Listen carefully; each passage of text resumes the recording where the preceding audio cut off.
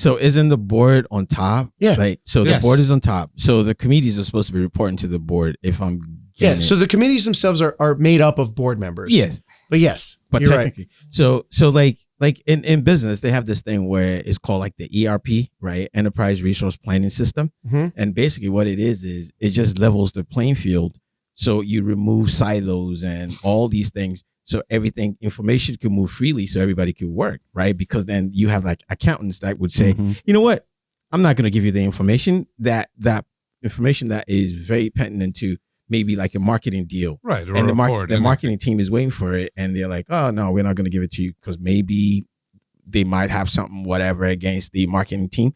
So they have all these like ERP system thing where everything flows, so smoothly. So you could be the top and still go into the system and see what is happening.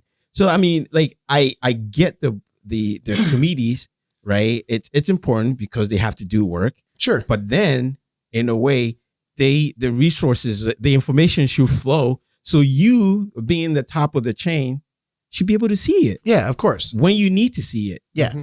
And that would make sense, but they're compartmentalizing information. And the other thing is it stifles it in terms of timeliness. So let's pretend there's a director who needs an answer to a question before there's a vote on something. It's usually Sean. Which is exclusively Sean. And so he's the only guy who asks questions. Yeah. So what ends up happening is if Sean wants to find out this information before he's going to vote on something and he has to go through a committee, that person doesn't always respond on time. And he can't say that I can't vote because I don't have enough information yet. You can. Right? You can, and he does complain about this situation, but at the same time, you can't really abstain unless you have like a personal connection to a particular. So here's what I don't understand. If you need to have enough information to make an educated decision about the thing that you were elected for, what would be the reason not to give that person information? Okay, so so I've confronted them about this, so I'll tell you what they've told me. Because 35,000 foot view, I think any reasonable person, if you went and explained to them the hypothesis of like, hey, if you do this thing and it'll slow down the effect that it has on children, would you be for that? And everyone would go, no, I'm not for that. Okay, so here's the alternative perspective to try to play devil's advocate if I, whatever. So they're saying that they don't want to create a situation where people who are in central administration are fielding tons of questions from 9 directors. Mm-hmm. And so they're saying that that's an inefficient method of information transmission because if all 9 of us get calls about the issue at Armstrong and all 9 of us simultaneously call the head of operations, then that's an inefficient use of the director of operations time who could be solving the issue. So that does make sense, but the way to solve that is the director of operations, as soon as he gets the first call, emails everybody. Exactly. Yeah, group email, man. Yes. 2021. Boom. This isn't rocket science. That is the entire CC. I like how it just turned into like a praise Jesus church service. But I mean, listen, we're just now getting this information, and immediately our thoughts were, well, why not just have a system where if somebody fields a question, the committee member responsible for that just gathers the information, sends out an email. Yeah. Done. Or a group text. Yeah. Or whatever. This isn't rocket science. We plan this every week via group text. Yeah, so whether or not I'm on the committee, I want to still have the right to be able to investigate because what if the other 8 don't want to investigate? What if someone's on vacation? Right. Yeah, and that's the other thing that Sean has had an issue with. If somebody's not around. Vacation. Is everyone on vacation? No, but what if the chairperson's on vacation? People take so if someone's on vacation, there is no answer. There is no answer. Yes. No, sorry, bro. Out of office. See you in a week. You guys need like an ERP system, where information is Scranton needs a lot of stuff. Information is central. Yeah. And then you could, you want it, you could go find it. Well, that would make sense, Aja. Yeah, I don't know. I mean, I'm not from Scranton. We're dealing with impracticality. So let me ask you this. So you're running, you mentioned a couple of names that are running. How many people are currently running and how many seats are available? Okay, so this one's fun because there's a 2-year seat that Katie Gilmartin won on the Democratic and Republican side, so she's going to win that no matter what. How did the 2-year seat come about? There have been multitudes of resignations over the past couple of years on the Scranton School Board because nobody wants to be on it. That's how I ended up getting my temporary spot. So there was a resignation, and that 2-year seat is up. So you have to do the 2-year, and so there's 1 2-year and 4 4-years. Now, Katie, there's 5 out of 9 available. Yeah.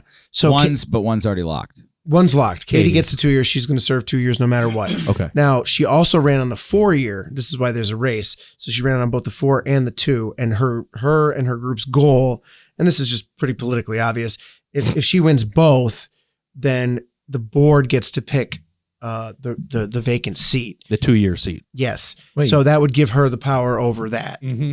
Yes, Asha, this sounds exactly like it was explained. Yes. Would you like to share your thoughts on what you think this why is? don't they just appoint the lowest vote getter? Is that where you're going? That's not how. Yeah, why wouldn't they just appoint the 5th? That's just not. It's not how it works. So how many people are running? Okay, so for the 4-year, there are 5 of us. So Including Katie. Including Katie. Yeah. So Katie, who's also on the. Yeah, but if she wins, no one gets the 2. They get to appoint the 2. Yes. Yep. Yeah. I know it's unnecessarily complicated. There's 5 people running, including her, and there's 5 seats available. There's 4. No, there's 4 plus the 2. There's Yes. 5. Yeah. And there's 5 people running, including Katie. Yes. She already won one. This is not rocket science. So she's trying to fill, but there's 5 people trying to and fill she's 4. she's trying to. there's 5 people, Filling and there's 5. 5 seats. But she's trying to two get different 2 of terms. them. I understand. Okay. Yeah. But Yeah. this should Yes. all be over. Well, in an ideal world. You resign one and you focus on the other one. Whatever Yeah. you want to run. Like you No, can't. this you is can't have them both. No, you can. That's what they're doing. Yeah, so I would agree. Is it Scranton? This is strange. This is Scranton. Yeah. So yeah, that's what's happening. And she even in the primary, she ran on that platform that she released an ad that basically said, "Oh, we've had lots of great opportunities to appoint people. So vote for me on both, so that I can win both, and we can appoint someone to replace me on the other one." What? Yeah. You know what I'm saying? So this is. I mean, this is why maybe. I'll just let the people foreigner should go. kind of like go. Yeah. People should kind of like go hard after her, man. Could she lose the 4-year seat? She could. So that's where it's Possible. competitive. Now, Okay, so now maybe go hard. Yeah, but she had. But here's the other thing. You have to come in dead last to lose the 4th seat. So there's 5. She's not going to come in last. She's not going to come in correct. last. No. Yeah, and I will say this, like Your face says it all, Aja. I know it doesn't make sense. Like what? So I'm going to say this, like I don't think that she's a bad or ill-intentioned person, but just like This anybody, is politics. Yes. but just like Great politics. Yeah, but she's got an agenda that I don't agree with, and she wants to make sure that she has people on there who push the agenda that I don't agree with.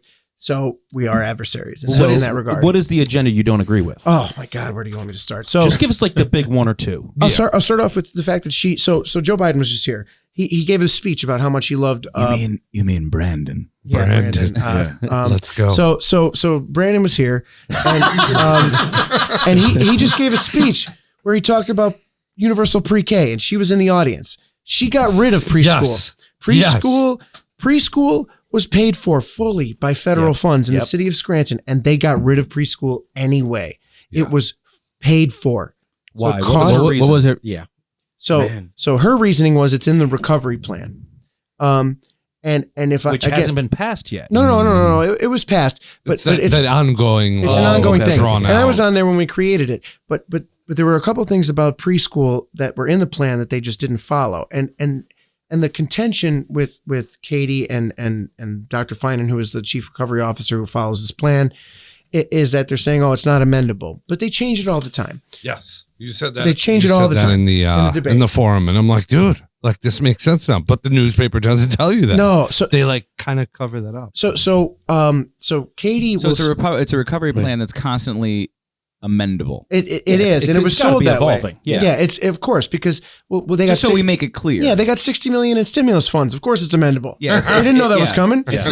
not Yeah. a car contract. Of course. Yeah. So they cut this, and Joe Biden actually, before they cut it, released a public statement begging the Scranton School Board to keep their preschool program. The president? He did. Well, he was a candidate at the time. I don't remember. Wow. He did, and they gutted it anyway. Wow. Immediately But afterwards. for what purpose? So this one's convoluted. They stated over and over it had nothing to do with money. They said it had everything to do with consolidation of programs.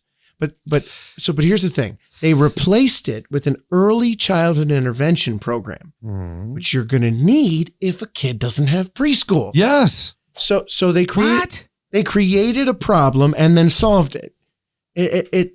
So the reason that this is personally So politics as usual. It's like domestic it's nothing. ESL. Well, this is why it's personally important to me. My son Tom would have been in that preschool program this year. He's 4 years old. He would, and you know, you've got a son who went through the school district. Maybe he was in preschool. You know, like this preschool program. He was in the hospital, but we won't talk about that. Oh, sure. Okay. Sorry. But I will tell you. Bringing the mood down. Well, I will tell you this though. This was the first preschool program in the state of Pennsylvania, one of the oldest in the country. Yeah. And they ended it last year. Wow. And they ended it despite Joe Biden saying, "Hey, this is my priority," and him again here just this week saying this is a priority, and it cost no dollars, zero, covered Like entirely, paid for it. paid for by federal title funds. So hold on.